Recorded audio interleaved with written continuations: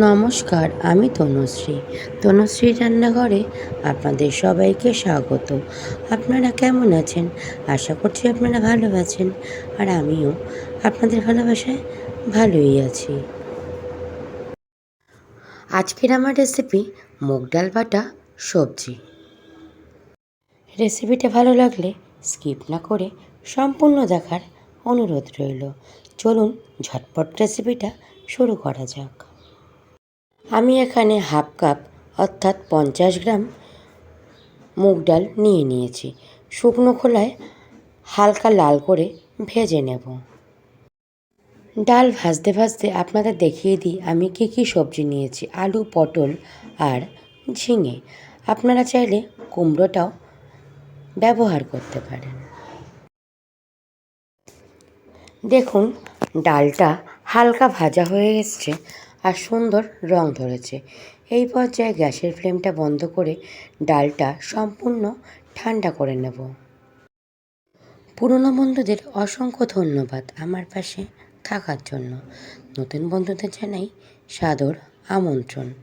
দেখুন, কড়াইতে পর্যাপ্ত পরিমাণে সর্ষের তেল দিয়ে দিয়েছি। তেল গরম হতেই দিয়ে দেব গোটা জিরে আর শুকনো লঙ্কা ফোড়ন। ফোড়নটা হালকা ভাজা হয়ে গেলে দেব আগে থেকে কেটে রাখা সমস্ত সবজি দিয়ে ভালো করে মিশিয়ে নিতে হবে। দিয়ে দেব পরিমাণ মতন হলুদের গুঁড়ো,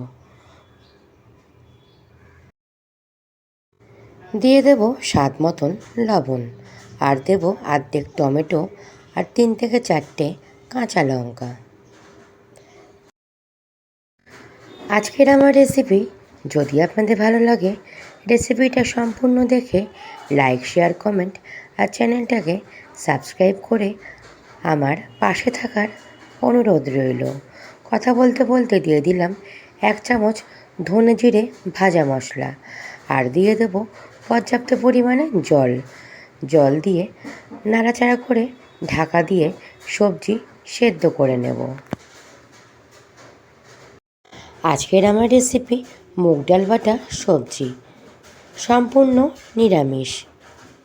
যে কোনো নিরামিষ দিন হোক বা উপোসের দিনে একবার আপনারা বানিয়ে দেখতে পারেন।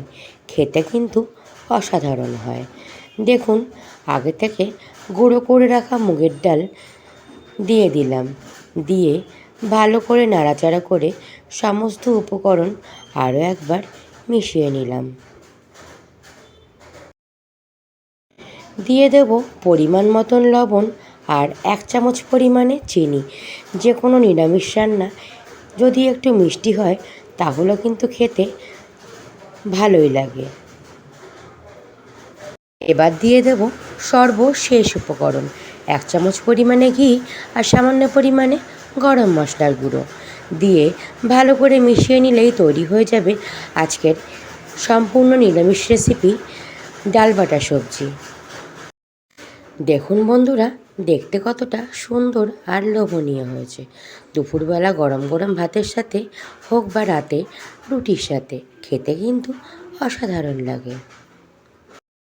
রেসিপিটা ভালো লাগলে বাড়িতে একবার ট্রাই করতে পারেন, আর বাড়িতে বানালে আমাকে কমেন্ট করতে ভুলবেন না। আপনারা সুস্থ থাকবেন আর ভালো থাকবেন। টাটা বন্ধুরা।